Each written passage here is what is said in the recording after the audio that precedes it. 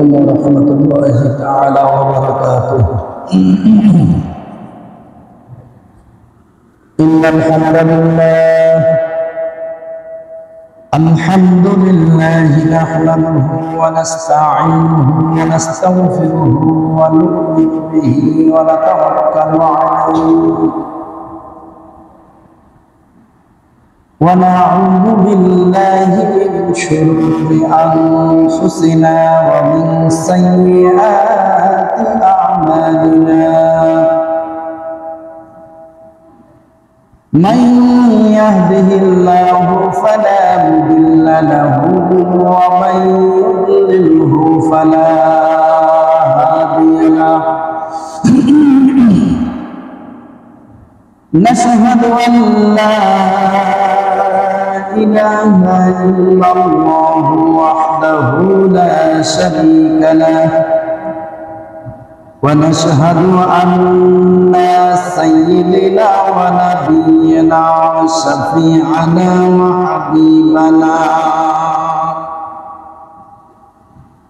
وحبيبنا وطبيبنا وطبيب أرواحنا محمدا عبد الله ورسوله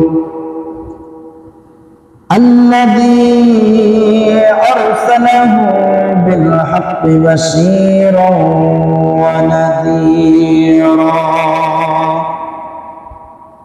وداعيا إلى الله بإذنه وسراجا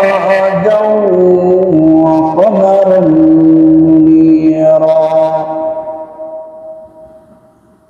أما بعد فقد قال الله تعالى في كلامه المجيد والفرقانه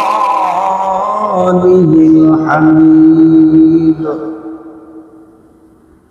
জবান ছেড়ে মুহাব্বতে উচ্চারণ করি আউযু বিল্লাহি মিনাশ শাইতানির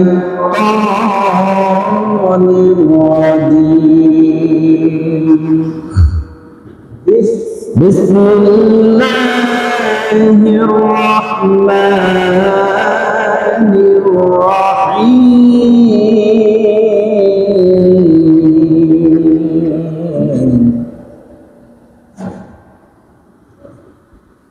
ولو أنهم إذ ظلموا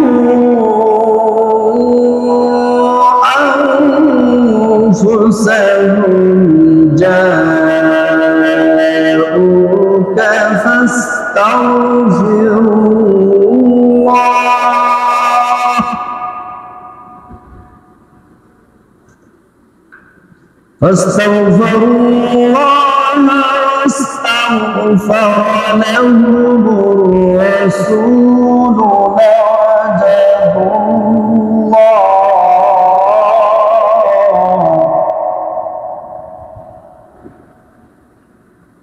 لوجدوا الله توابا رحيما.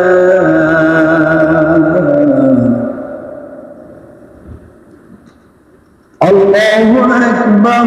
بسم الله الرحمن الرحيم.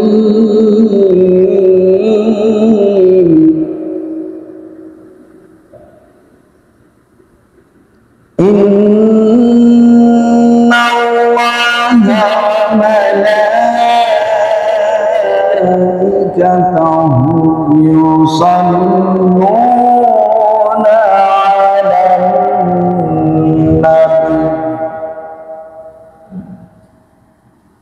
يا أيها الذين آمنوا صلوا عليه وسلموا تسليما. اللهم صل على سيدنا مولانا محمد وعلى آله سيدنا شافعنا محمد اللهم صل على سيدنا مولانا محمد وعلى آل سيدنا شافعنا محمد اللهم صل على سيدنا مولانا محمد وعلى آل سيدنا شافعنا محمد بلغ العلا بكماله كشف الدجى بجماله حسنت جميع خصاله صلوا عليه وعاله بلغ العلا بكماله كشف الدجى بجماله حسنت جميع خصاله صلوا عليه وآله الحمد لله আমরা সর্বপ্রথম মহান আল্লাহ সুবহানাহু ওয়া তাআলা আলিশান দরবারে লক্ষ কোটি সুজুদ ও শুকরান পেশ করছি যে মহান মাবুদ প্রত্যেক জুমার ন্যায় আজকেও সালাত ও জুমার নামাজ আদায়ের উদ্দেশ্যে তারই পবিত্র ঘর মসজিদে যথা সময়ে সুস্থতার মতো বড় নিয়ামতকে সঙ্গে নিয়ে মহান আল্লাহ রাব্বুল আলামিনের ঘরে মহাগ্রন্থ আল কোরআনুল কারীম থেকে কিছু বলবার এবং শুনবার তৌফিক এনায়েত করলেন। সেই মহান মাহবুবের দরবারে শতশত কণ্ঠে দিল উজাড় করে মুহাব্বতান বলে উঠছে আলহামদুলিল্লাহ। সেই সাথে দ্রুত সালাম পেশ করছে মানবতার মুক্তির দূত সকল নবীর সরদার জাতির শ্রেষ্ঠ মানব মহান নেতা সাইয়্যিদুল মুরসালিন খাতামান নবিয়্যিন সর্বশেষ এবং সর্বশ্রেষ্ঠ নবীর শানে সকলে বলি সাল্লাল্লাহু আলাইহি ওয়াসাল্লাম। সম্মানিত হাজির,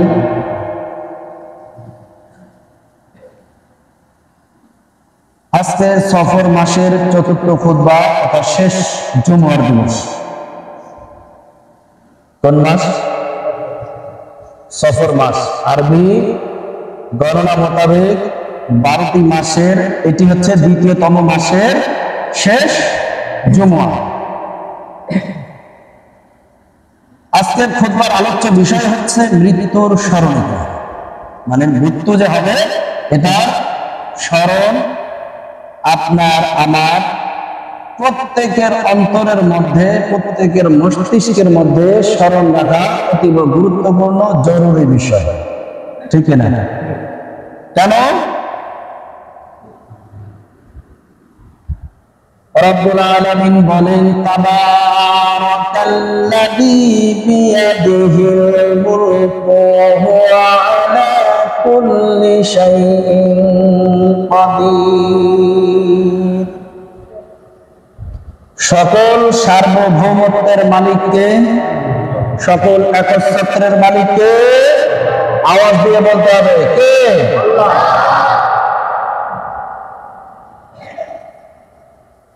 এরপর আল্লাহ রাব্বুল আলামিন বলছেন আল্লাযী খালাকাল মাউতা ওয়াল হায়াতা লিয়াবলুয়াকুম আইয়ুকুম আহসানু আমালা।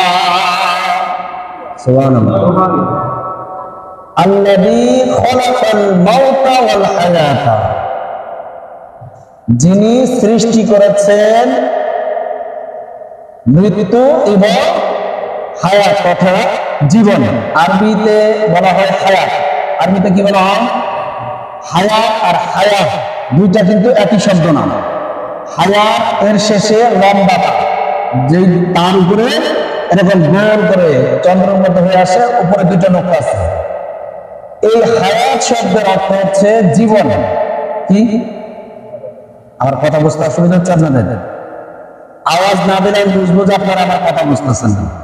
হায়াত শব্দের অর্থ কি? আর মাউত শব্দের অর্থ মরণ। আল্লাহ তাআলা তো বলতে পারতেন আল্লাযী খালাকাল হায়াতা ওয়াল মাউত, কি বলেন? বলতে পারতেন না? আল্লাহ তাআলা কি আপনার আমার থেকে আরবি ভাষা তথা কোরআনের ভাষা যিনি সৃষ্টি করেছেন তিনি বেশি বোঝেন না আপনি আমি বেশি বোঝেন? যারা কথা বললেন না তারা বেশি বোঝেন। আওয়াজ দিয়ে বলতে হবে আপনি আমি বেশি বুঝি নাকি যিনি কোরআন নাযিল করেছেন তিনি বেশি জানেন? এখনো আপনাদের আওয়াজ হচ্ছে না। যিনি আসমান জমিন নবমণ্ডল ভূমণ্ডল সমস্ত কিছু যিনি সৃষ্টি করেছেন তিনি বেশি জানেন নাকি আপনি আমি বেশি জানেন?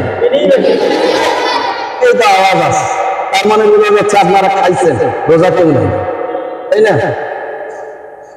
আল্লাযী খালাকাল মাউতা ওয়াল হায়াতা লিয়াবলুয়াকুম আইয়ুকুম আহসানু আমালা। আল্লাহ তাআলা বলছেন যে যিনি সৃষ্টি করেছেন মাউত তথা মৃত্যু ওয়াল হায়াত এবং জীবন, কি জীবন, মৃত্যু এবং জীবন, লিয়াবলুয়াকুম তিনি দেখতে চান তোমাদের মধ্যে আইয়ুকুম আহসানু আমালা,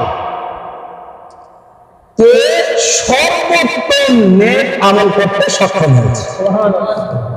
সুবহানাল্লাহর আওয়াজ কেন জানি কম। ওই যে ছোটবেলায়, এখন তো ওগুলো নাই বললেই চলে, এখন তো শোডাউন হয় মোটরসাইকেলে, তাই না? ইলেকশন আসলে মোটরসাইকেল কিছু 150 মোটরসাইকেল হয়, শোডাউন হয়, শেষ। আমরা ছোটবেলায় দেখতাম ওই যে 500-700 লোকের একটা বহর, বিশাল বড় বহর যেত, আর সামনে থেকে একজন নেতৃত্ব দিত, তোমার ভাই আমার ভাই, অমুক ভাই তমুক ভাই, তাই না? অমুক ভাইয়ের চরিত্র ফুলের মতো পবিত্র, নামাজ পড়ে না এক এক। এরপরে একটা কথা বলতো, অমুক ভাইয়ের মার্কা তমুক মার্কা, তাই না? এরপরে বলতো আটা খাইছো, কি বলেন? বলতো কি বলতো না? বাল্লি খাইছো, যত করে বলতো তত এইটার আওয়াজটা বাড়তো। এখন যা দেখা যাচ্ছে মসজিদে এসে আপনাদেরকে কোরআনের আয়াত হাদিসের উপরে না বলে আপনাদের সামনে এইভাবে বলতে হবে, আটা খাইছেন, বাল্লি খাইছেন, কি বলেন? এইভাবে বলতে হবে। অবস্থা আমার কথা মনে হয় আপনাদের বুঝতে অসুবিধা হচ্ছে। আমি কি বাংলা ভাষায় কথা বলতেছি, মানে আমাদের মাতৃভাষায় কথা বলতেছি তো, নাকি বুঝতে অসুবিধা হচ্ছে কারো? রব্বুল আলামিন বলছেন আল্লাযী খালাকাল মাউতা ওয়াল হায়াতা লিয়াবলুয়াকুম আইয়ুকুম আহসানু আমালা, যিনি সৃষ্টি করেছেন মাউত তথা মৃত্যু ওয়াল হায়াত আর জীবন এবং জীবন, হায়াত এবং জীবন। হায়াত শব্দ অর্থ কি? জীবন। মৃত্যু এবং জীবন সৃষ্টি করেছেন কে? আল্লাহ তাআলা। কেন সৃষ্টি করেছেন? লিয়াবলুয়াকুম আইয়ুকুম আহসানু আমালা, যাতে করে তোমরা কে নেক আমল করছো এটা আল্লাহ তাআলা জানতে সক্ষম হয়। আল্লাহ তাআলা এটা জাস্টিফাই করার জন্য এই মাউত এবং হায়াত, জীবন, মৃত্যু এবং জীবন দান করেছেন। আপনার আমার দৃষ্টিকোণ থেকে হওয়ার দরকার ছিল আল্লাযী খালাকাল হায়াতা ওয়াল মাউতা, তাই না? মানে আমরা আগে পাই হায়াত, তারপর পাই মাউত, তাই না? আমরা পৃথিবীতে আসার পরে আমরা পাই কি আগে? হায়াত, তারপর সংঘটিত হয় কি? মাউত, মৃত্যু। কিন্তু আল্লাহ তাআলার দৃষ্টিকোণ থেকে আমরা যে হায়াত পাই, এই হায়াত আসলে হায়াত নয়, এই জীবন জীবন নয়, আসল জীবন হচ্ছে পরকালীন জীবন। চিৎকার দিয়ে বলি সুবহানাল্লাহ। তাহলে সেই পরকালীন জীবনের জন্য আপনাকে আমাকে কতটা প্রস্তুতি নিতে হবে? আজকের আলোচ্য বিষয় কি? মৃত্যুর স্মরণিকা। আমি যে মারা যাব, আপনি আমি মারা যাব, এর মধ্যে কোনো সন্দেহ আছে? রব্বুল আলামিন বলেন কুল্লু নাফসিন যায়িকাতুল মাউত, প্রত্যেকটা প্রাণীকেই মৃত্যুর স্বাদ গ্রহণ করতে হবে। যার জন্ম হয়েছে তার মৃত্যু আছে, যে জন্ম গ্রহণ করেছে তাকে মৃত্যুর স্বাদ কোনো না কোনো একদিন গ্রহণ করতেই হবে, ঠিক কিনা?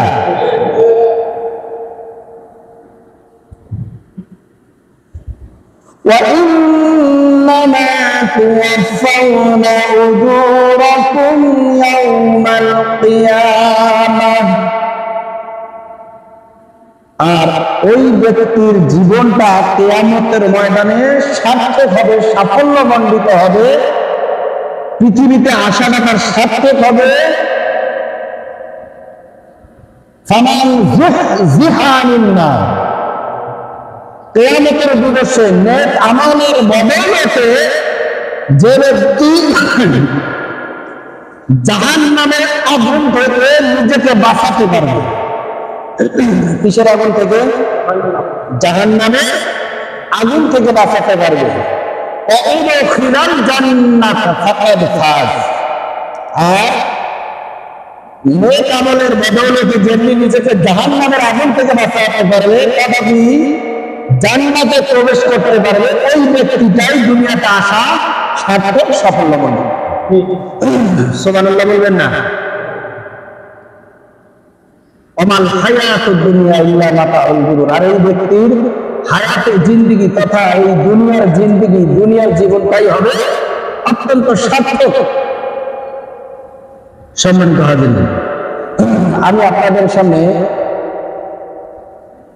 যে খুতবার আলোচ্য বিষয় ছিল এর আলোকে দু একটি আয়াতে কারিমা তেলাওয়াত করেছি, কিন্তু আমি খুতবার শুরুতে ছোট্ট একটি আয়াতে কারিমা তেলাওয়াত করেছি, সূরাতুন নিসা 64 নম্বর আয়াত। কততম আয়াত? 64 নম্বর আয়াত। রব্বুল আলামিন বলেন, ওয়ালাউ আন্নাহুম ইযলামু আনফুসাহুম, আর তারা যখন নিজেদের প্রতি জুলুম করেছে। কে বলছে? আল্লাহ তাআলা বলছেন, আর তারা যখন নিজেদের প্রতি জুলুম করেছিল। কথাটা একটু কঠিন মনে হয়, তাই না? তারা বলতে আল্লাহ তাআলা কাদেরকে বুঝালেন জানার দরকার আছে না? হ্যাঁ, আচ্ছা আসেন। তারা হচ্ছে ওই সমস্ত ব্যক্তি, হত্যা করা এটা কি ভালো কাজ না খারাপ কাজ?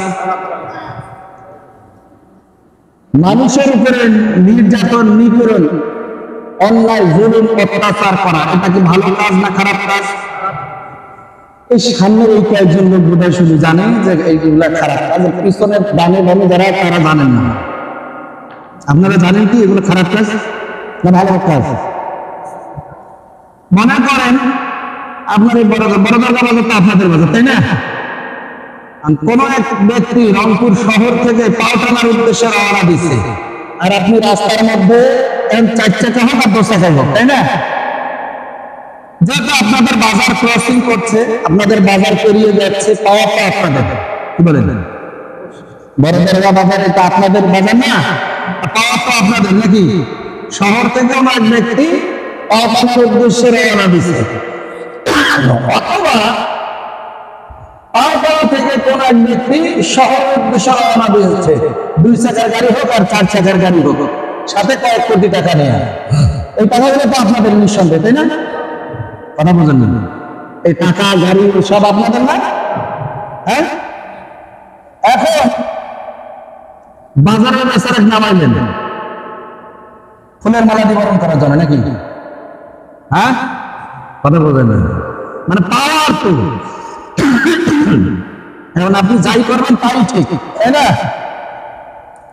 আপনি নামাইলেন, বললেন বাবজান গাড়ির চাবিটা আমার হাতে দেন। এখন যদি পূর্ব দিক থেকে আসেন তাহলে পশ্চিম দিকে হাঁটা মারবেন, আর যদি পশ্চিম দিক থেকে আসেন তাহলে পূর্ব বসে হাঁটা বাজান নাকি? চাবি দিয়ে এই কাজ করেন। এটা যদি করা হয় মানে মাইভর করে, যদি এতটুকুও করা হয় এই ব্যক্তিটার সাথে, এই ব্যক্তিটার সাথে যেটুকু করা হলো এটা আপনাদের দৃষ্টিকোণ থেকে আকলকে কাজে লাগিয়ে বিবেককে আপনি উপস্থাপন, আপনার বিবেক দ্বারা উপস্থাপন করেন তো একটু জোরে আওয়াজ দিয়ে, এই কাজটা কি আপনার জন্য ঠিক হলো না ঠিক হলো? এই কাজটা কি ন্যায় হলো না অন্যায় হলো? এখন এই ব্যক্তিটা যদি অন্যায় করে, গুনাহ তো একটা নাই, সব মোটামুটি একটা কবুল হওয়া যাবে, সব পাওয়া যাবে না? কি পাওয়া যাবে? গুনাহ হবে না? হবে না? আচ্ছা, এখন আরো কিছু আপ্যায়ন করলেন কাকে? বাজারে কোন একটা চিঠা নিয়ে যান, ইচ্ছা মতো উত্তম মধ্যম দিলেন, যার 4টি গাল আদর পেয়ে গাল ফুলে গেল। এবার তো খুব মহব্বত করলেন তাকে, তাই না? এবার তো কবুল হজের পাশাপাশি একটা উমরা হজেরও সওয়াব হবে নাকি? কথা বুঝেন নাই আমার? কথা বুঝতেছেন আমার? আচ্ছা, এরপরে সামনে কোন জঙ্গলের ভিতরে নিয়ে যায়, নিজের বাড়ির কুরবানির পশুর মতন ওটাকে আস্তে করে আল্লাহু আকবার বলে চালাই দিলেন। এবার একদম কুরবানির সব পাওয়া গেল না? হজ উমরা কুরবানি সব হলো না? বুঝতেছেন আমার কথা? বলুন, এই যে কাজগুলো এতক্ষণ ধরে বললাম, এই কাজগুলো কি ন্যায় না অন্যায়? এটা কি জুলুম না তার প্রতি সহানুভূতিশীল? এটা কি তার প্রতি সহানুভূতি হলো না মানবতার কাজ হলো? হ্যাঁ, কোনটাই না, তাই না? কোনটাই তার সাথে হলো না, হলো কি জুলুম। মূলত আমাদের বাহ্যিক জিনিসটা এখান থেকে মনে হচ্ছে যে ব্যক্তিদের প্রতি জুলুম করা হলো, তাই না? প্রথমত বিষয় হচ্ছে যে ওই ব্যক্তির সাথে যেটা করা হলো এটা তো জুলুম, সাথে আমি নিজেও নিজের প্রতি এটা জুলুম করলাম, ঠিক কিনা? যদি এই ব্যক্তির পরিবার আমাকে কোনোদিন খুঁজে পায়, আমাকে তো বাড়িতে নিয়ে যা মোটামুটি উদ্দুম্বার গোস্ত দিয়ে কর্মা পোলা বিরিয়ানি করে খাওয়াবে, কাচ্চি বিরিয়ানি না? কি খাওয়াবে? এই তো সুন্দর বোঝেন আপনারা, উল্টা বললে বোঝেন ভালো, সিধা বললে বোঝেন না, ভূতের পায়ের মতো উল্টা পাশে ভালো বোঝেন। আচ্ছা, এখন বিষয়টা হচ্ছে আল্লাহ তাআলা বলেন ওয়ালাউ আন্নাহুম ইয যালামু আনফুসাহুম, আর তারা যারা নিজেদের প্রতি জুলুম করেছিল। এখন বুঝতেছেন জুলুমটা ওই ব্যক্তির প্রতি, যদি বাহ্যিক দৃষ্টি করতে ওই ব্যক্তির প্রতি জুলুম করা হচ্ছে, বস্তুতে এই ব্যক্তির থেকে আমি নিজের প্রতি বেশি নিজে জুলুম করছি। কথা বলেন ঠিক কিনা? কারণ ওই ব্যক্তিটাকে যদি আমি এইরকম আপ্যায়ন না করতাম, তাহলে তার পরিবার পরিজন আমাকে খোঁজ করতো না, আমাকে পেরেশানিতে থাকতে হতো না। এই যে জুলুম, এই অত্যাচার, এটা করার পরে আল্লাহ রাব্বুল আলামিন বলছেন জাউকা ফাস্তাগফিরুল্লাহ, নবী তখন যদি আপনার কাছে তারা আসতো, কার কাছে? নবী করিম সাল্লাল্লাহু আলাইহি ওয়াসাল্লামের কাছে আসতো, অতঃপর আল্লাহর নিকট ক্ষমা প্রার্থনা করত।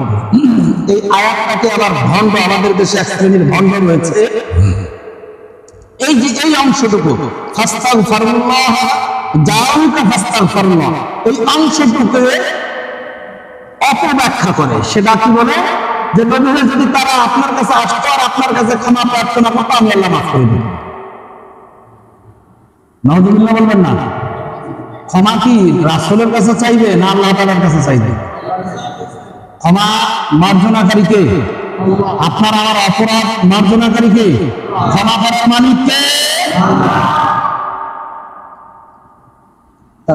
নিজের প্রতি জুলুম করছেন, করার পরে যদি আপনি বুঝতে পারেন যে এটি আমার অপরাধ হয়েছে, এই বিবেক, এই আকলটা যদি আপনার ভিতরে জাগ্রত হয়, আল্লাহ তাআলা বলেন জাউকা ফাস্তাগফিরুল্লাহ, নবী হে তারা যদি আপনার কাছে আসছে আর আল্লাহর নিকট ক্ষমা প্রার্থনা করতো, ফাস্তাগফিরুল্লাহ, ফাস্তাগফিরুর রাসূল বলেন, কি বলেন? এনে কি ফাস্তাগফিরুর রাসূল আছে না ফাস্তাগফিরুল্লাহ? ইস্তিগফার মানে কি? ক্ষমা প্রার্থনা করা, তাই না? ফাস্তাগফিরুল্লাহ, তারা যদি আল্লাহ তাআলার কাছে ক্ষমা প্রার্থনা করতো, আসতো কার কাছে? রাসূলের কাছে। রাসূলের কাছে আসলে রাসূল কি বলতেন যে আমার কাছে ক্ষমা চাও না আল্লাহর কাছে ক্ষমা চাও? অবশ্যই আল্লাহর রাসূল সাল্লাল্লাহু আলাইহি সাল্লাম ক্ষমা প্রার্থনার জন্য আল্লাহকে প্রেরণ করতেন, তাদেরকে নির্দেশ দিতেন যে তোমরা আল্লাহ তাআলার কাছে ক্ষমা চাও। কি বলেন? এগুলো যারা আমাদের দেশে নিজেদেরকে ভণ্ড আসলে পীর শব্দের সাথে ভণ্ড শব্দটা মানায় না। যদি কোনো বাংলায় বলা হয়, কোনো মুরব্বীকে যদি বলা হয় ভণ্ড মুরব্বী, কথাটা শুনতে খারাপ লাগে না? মুরব্বীকে অপমান করা হয় না? পীর, এটা এই কথাটা কিন্তু খারাপ না, কিন্তু এই কথাটার সাথে কিছু মানুষের আচরণ ঢুকে যাওয়ার কারণে এখন এই শব্দটা একটা ব্যাপকত্বে পরিণত হয়েছে, কথাটা শুনতে খারাপ লাগে। প্রথমত বিষয় হচ্ছে আমাদের দেশে কিছু ভণ্ড নিজেদেরকে পীর তথা মুরব্বী দাবি করে, কথাটা বুঝে আসছে?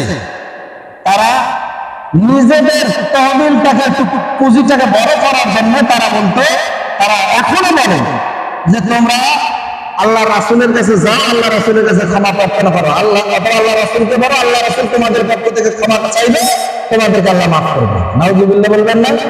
মানে এই কথা বললে তো তারা ওই পীর সাহেবের দরবারে আকাম কুকাম যাই করুক, পীর বাবার কাছে যায় টাকা কিছু দিবে, বা পীর বাবা দোয়া করুক আর না করুক, দোয়া কবুল হোক আর নাই হোক, পীর সাহেবের পুঁজি তো বড় হবে। কথা বলেন ঠিক কিনা? এই সমস্ত ভণ্ডরা নিজেদের ব্যবসাটাকে বড় করার জন্য, পুঞ্জীভূত করার জন্য এই আয়াতটার অপব্যাখ্যা করে। আয়াতের মূল ব্যাখ্যা বুঝতে পারছেন? তারা যদি আপনার কাছে আসতো, ফাস্তাগফিরুল্লাহ, আর আল্লাহ তাআলার কাছে ক্ষমা প্রার্থনা করতো। কার কাছে? আল্লাহ তাআলার কাছে।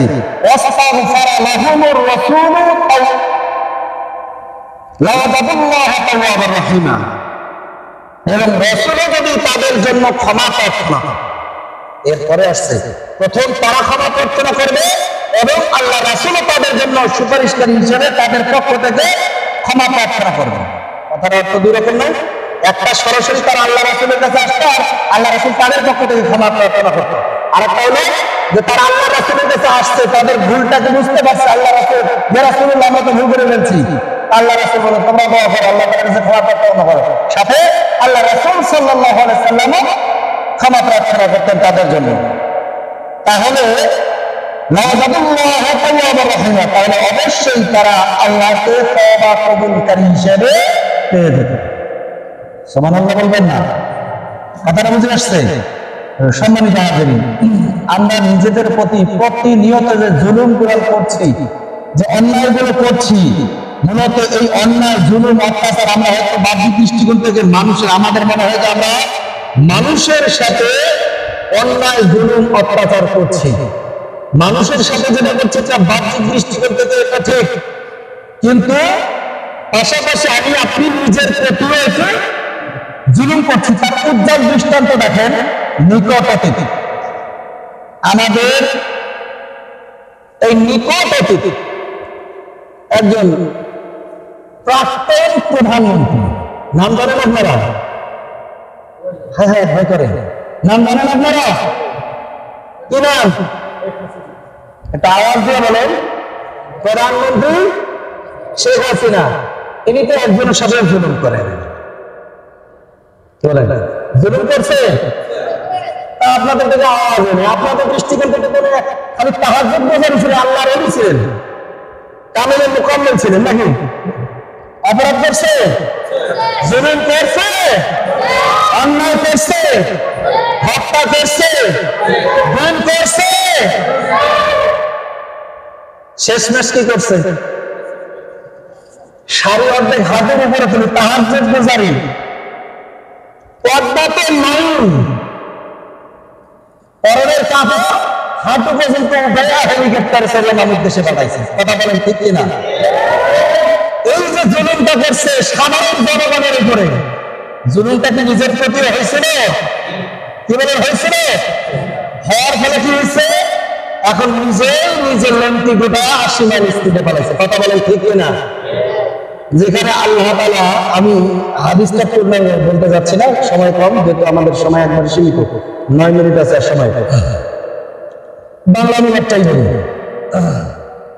হযরত আবু হুরায়রা রাদিয়াল্লাহু থেকে বর্ণিত, তিনি বলেন রাসূলুল্লাহ সাল্লাল্লাহু আলাইহি ওয়াসাল্লাম বলেছেন, তার মহিমান্বিত পরওয়ারদিগার ইরশাদ করেন, মানে এটি হাদিসে কুদসির ভাষা। সুবহানাল্লাহ বলবেন না? হাদিসে কুদসি বলা হয় ওই হাদিসকে, যে হাদিস দিয়ে, যে হাদিসে আল্লাহ তাআলা বলেছেন দিয়ে শুরু হয়।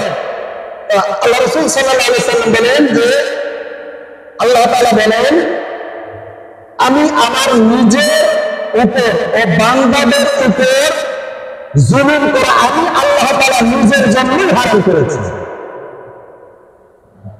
বোঝেন নাই কথাটা? আরো সহজ করে বলছি, আল্লাহ তাআলা আপনার আমার সৃষ্টি করলেন, কারণটা কি? আপনারা বিরক্ত হচ্ছেন? বিরক্ত আলোচনা শেষ করে দিন। আপনার আমার সৃষ্টিকর্তা কে? সন্দেহ আছে কারো? আওয়াজ দেন না কেন?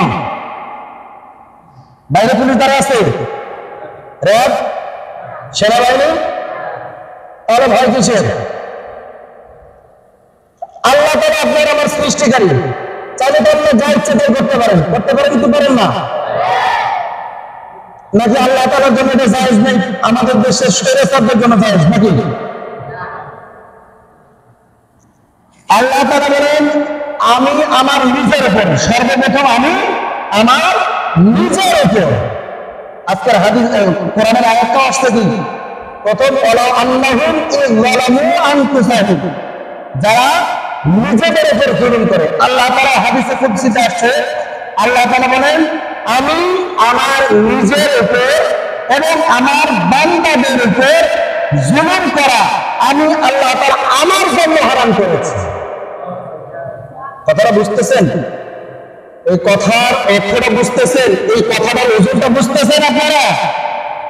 আল্লাহ তাআলা বলতেছে আমি আল্লাহ তাআলা আমার উপর এবং আমার বান্দাদের উপর জুলুম করা আমি আমার জন্যই হারাম করে নিয়েছি। তার বান্দার জন্য তো জায়েজ নাকি? হ্যাঁ, এটা কি হাদিসে কুদসি, মানে যে হাদিস আল্লাহ তাআলা বলেছেন, যে হাদিস শুরু হয়। এখন এই হাদিসটি কিন্তু সহিহ হাদিস, মুসলিম শরীফের হাদিস 6469 নম্বর হাদিস।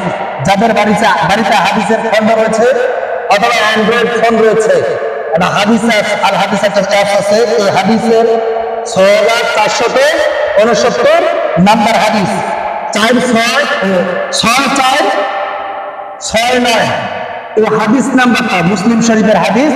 হাদিসটা আপনারা আরো ভালো করে দেখে নেবেন, হাদিসটার ব্যাখ্যাটা আরো ভালো করে দেখে নেবেন। আল্লাহ তাআলা বলতেছেন আমি আল্লাহ তাআলা আমার এবং আমার বান্দাদের উপরে জুলুম করা, অন্যায় করা, অত্যাচার করা আমি আল্লাহ তাআলা আমার জন্য হারাম করে নিয়েছি এবং আমার বান্দাদের জন্য হারাম করে দিয়েছি। কিন্তু এই কাজটাই বর্তমান যুগে সবচেয়ে বেশি সারা বিশ্বব্যাপী ভয়ঙ্কর, করোনা ভাইরাসের থেকে ভয়ঙ্কর রূপ ধারণ করেছে। কথা বলেন ঠিক কিনা? কাজে সম্মানিত হাজির, জালেমের অত্যাচার সে নিজেই জুলুমের শিকার হয়। কাজেই আমরা আমাদের নিজেদের অবস্থান থেকে যিনি পরিবারের দায়িত্বে রয়েছেন তার পরিবারের প্রতি তিনি জুলুম করবেন না, যিনি এলাকার দায়িত্বে রয়েছেন তিনি এলাকার প্রতি জুলুম করবেন না, যিনি একজন উপজেলার দায়িত্বে রয়েছেন তিনি উপজেলার মানুষের উপরে জুলুম করবে না, যিনি জেলার দায়িত্বে রয়েছেন তিনি জেলার ব্যক্তিদের উপরে নির্যাতন করতে পারবে না, এটা তার জন্য হারাম। যিনি একটা বিভাগের দায়িত্বে রয়েছেন সে বিভাগের মানুষের উপরে জুলুম করে তার জন্য হারাম। যে ব্যক্তি রাষ্ট্রের দায়িত্বে রয়েছেন সে রাষ্ট্রের উপরে জুলুম, অন্যায়, অত্যাচার, নির্যাতন, নিপীড়ন করা হারাম। কথা বলেন ঠিক কিনা? যদি এরকম আচরণ আমাদের মধ্যে থেকে থাকে আল্লাহর রাস্তে আমরা ছেড়ে দিই, তা না হলে আমরা তো সচেতন দেখছি, অতীতে দেখেছি, বর্তমানে দেখছি, ভবিষ্যতে দেখতে হবে। 75-এর 15ই আগস্ট শিকার হয়েছিল না? কি বলেন? এই সেই ঘুরে আগস্টে আসছে যে একই পতন। ইতিপূর্বে যারা ওই আবু জাহেল, ইবনা সাইবা, মুগিরা, হ্যাঁ, এরপরে আপনার কি বলে নমরুদ ফিরাউন, নমরুদ নিজেকে আনা রাব্বুকুমুল আ'লা দাবি করেছিল। কথা বলেন ঠিক না? বলেছিল আমি তোমাদের রব, আছে হুকুমত, অস্তিত্ব বলে নিয়েছে। ফিরাউন নিজেকে রব দাবি করছে, নিজেকে প্রভু দাবি করছে। আল্লাহ তার আন্তর্জাতিক জাতিসংঘ বানায় রেখেছে। কথা বলেন ঠিক কিনা? কাজে সচেতন হতে হবে, অতীত ইতিহাস থেকে শিক্ষা নিতে হবে। আর অতীত ইতিহাস থেকে যদি শিক্ষা না নেওয়া হয় তাহলে ভবিষ্যতে এরকম এর থেকে আরো বেশি ভয়ানক নির্যাতনের শিকার হতে হবে। সম্মানিত হাজির, যতটুকু আলোচনা করেছি, যদি কোরআন ও সুন্নাহর বহির্ভূত কোনো মিস ইনফরমেশন কোন ভুল তথ্য আপনাদের মধ্যে দিয়ে থাকি, আল্লাহ তাআলা যেন আপনাদের স্মৃতিপথ থেকে মুছে দেয়, টোটালি ডিলিট করে দেয়, এবং যতটুকু হক এবং সহি কথা বলেছি ততটুকু যেন আমাদেরকে বাস্তব জীবনে কোরআন ও সুন্নাহর ভিত্তিতে আমল করার তৌফিক দান করে। সকলে আমিন। ওয়া আখিরু দাওয়ানা আলহামদুলিল্লাহি রাব্বিল আলামিন। আসসালামু আলাইকুম ওয়া রাহমাতুল্লাহি তাআলা ওয়া বারাকাতুহু। যারা সুন্নাতের মুওয়াফাকা করেন নাই করেন না।